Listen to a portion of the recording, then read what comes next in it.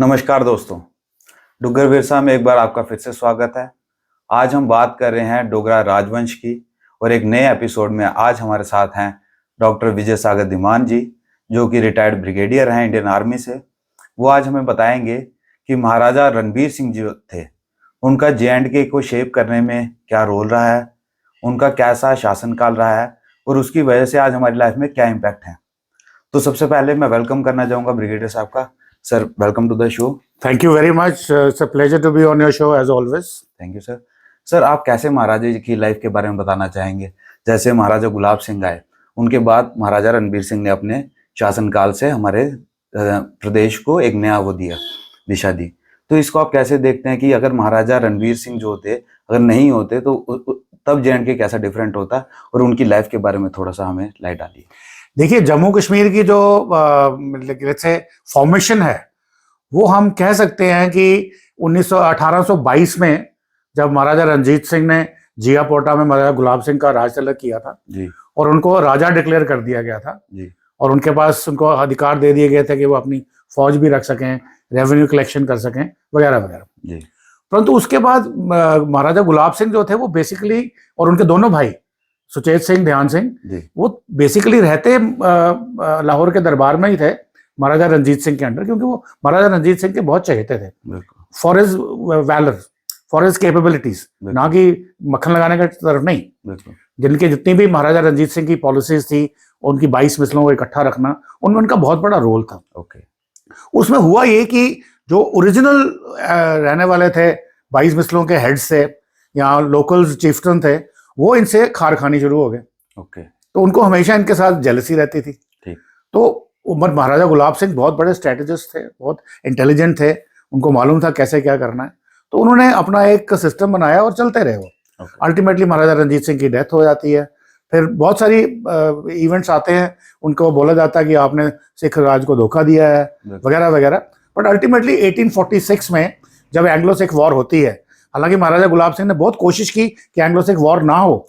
उनको बताया कि देखिए 1809 की ट्रीटी है, पर फिर भी जो उस वक्त रूलर्स थे, जो उनके से मानद थे, बैठे थे लाहौर की गद्दी पे, वो उनकी बात नहीं मान रहे थे। तो अल्टीमेटली उनकी हार हुई।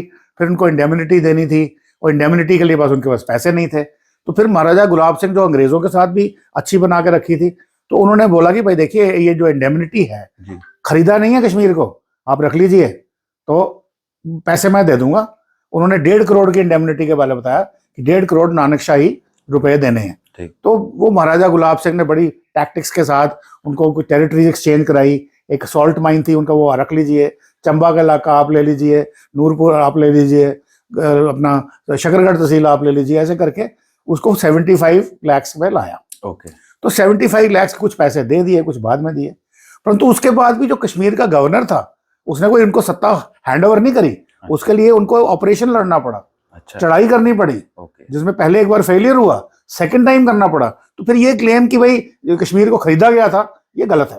That is absolutely wrong. तो अब उनके पास जो बची लाइफ थी, उसमें उन्होंने जम्मू कश्मीर को बनाना शुरू किया। परंतु हुआ क्या कि उनकी हेल्थ थी वो बिगड़ती चली गई, और 1856 में जब उनको लगा कि मेरी हेल्थ बहुत खराब है, अब मैं आगे नहीं कर पाऊंगा, तो उन्होंने अपने तीसरे बेटे, दो जो बड़े बेटे थे, जो एक्चुअली एयर अपरेंट होना चाहिए था, उन दोनों की एक एक्सीडेंट में ड्योढ़ी गिरने से डेथ हो जाती है। और तीसरे बेटे उनके जो महाराजा रणबीर सिंह थे, वो एक्चुअली उनके जो भाई थे, जिनके पास रामनगर की जागीर थी, सुचेत सिंह जी, वो उन्होंने उनको गोद में ले लिया था। अच्छा। तो अल्टीमेटली देखा जाए तो महाराजा रणबीर सिंह रामनगर के शासक होते हैं, ना कि पूरी जम्मू कश्मीर के। तो अब जब उनकी दोनों की डेथ हो गई, तो उनको वापस जाना था। अब ये पहली बार होता है कि महाराजा गुलाब सिंह या कोई भी शासक, हमारी कोई भी पूरी हिस्ट्री देख ले हम अपने भारतवर्ष की, जम्मू कश्मीर की, किसी भी राजा ने अपने जीवन काल में अपने बेटे को गद्दी पे नहीं बिठाया।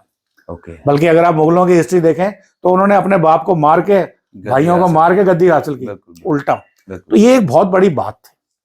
अब जब 20 फरवरी 1856 को एट द एज ऑफ 26 महाराजा रणबीर सिंह को गद्दी पे बिठाया जाता है, अब उनके लिए एक बहुत बड़ा डॉन्टिंग टास्क था। जो काम महाराजा गुलाब सिंह से पूरा नहीं हुआ। अब देखिए, कश्मीर का जो इलाका था वो सारी देखो, उसके बाद में गिलगित बल्टिस्तान था, उन्होंने रिवोल्ट करना शुरू कर दिया था। कश्मीर का जो इलाका था वो पहले यहाँ पे मुगल आए, मंगोल्स आए, टर्क्स आए, अफगान आए, मुगलों का राज था। उन्होंने जो लोकल पॉपुलेशन को बहुत तंग किया था, उनकी बहुत ऑपरेशन किया था, और इतना ज्यादा ही उनको मुस्लिम को कन्वर्ट भी कराया, जो नहीं माना उसको मार दिया, वगैरह वगैरह। तो अब महाराजा रणबीर सिंह के दिमाग में ये था, क्योंकि सत्ता का लालच तो उनको पता ही नहीं था, उनको तो मालूम ही नहीं था कि उन्होंने राजा बनना है, तो उनके दिमाग में ऐसी कोई बात थी ही नहीं, बट उनके लिए genuine concern for the people वो था। तो जब वो सत्ता पे बैठते हैं तो उनके सामने बहुत सारे चैलेंजेस थे, तो वो बड़ा मुश्किल से जा करके उन्होंने चैलेंजेस, पीस स्टैब्लिश करना है, प्रॉस्पेरिटी लोगों के लिए करनी है, जस्टिस सिस्टम सही होना चाहिए, आर्म फोर्सेस सही होनी चाहिए, ब्रिटिश ने बहुत तंग किया था, ये सब कुछ होना चाहिए। तो ये सब चीजें उनके लिए एक बहुत बड़ी चैलेंज थी जो उन्होंने आस्ता आस्ता किया। अब जैसे आपके एग्जाम्पल के लिए बताऊं, 5 अगस्त 2019 तक जम्मू कश्मीर में आरपीसी चलता था, रणवीर पैनल कोड। वो अंग्रेजों ने बना दिया, पर उसके पहले उनको बोलते थे रणवीर विधान दंड, हमारी लोकल लैंग्वेज में।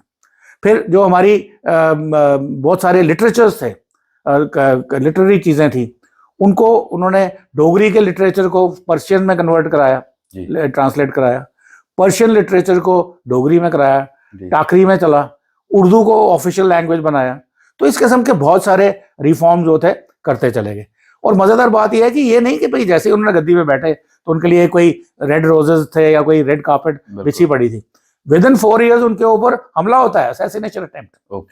तो वो असैसिनेशन अटेम्प्ट जब होता है तो फिर उसकी छानबीन भी की जाती है। असैसिनेशन अटेम्प्ट जब होता है तो एक उनके कजन ही हैं जवाहर सिंह, और साथ में मियाँ हथू, ये रजौरी के थे रहने वाले, रजौरी पुंछ के जागीरदार थे। इनके साथ में इनको मिलके करा जाता है। और परंतु उसके बाद जब उनको अटेम्प्ट को फॉइल कर दिया जाता है, क्योंकि किसी वफादार ने बता दिया इनको, तो उसके बाद हमारे दादाजी सुनाते थे जब मैं बच्चा था कि जो हमारा घुमट द्वार है जी, ये एक main one of the entrance होती थी जम्मू में आने के लिए, स्पेशली जो लोग सियालकोट वगैरह से आते थे उस तरफ से।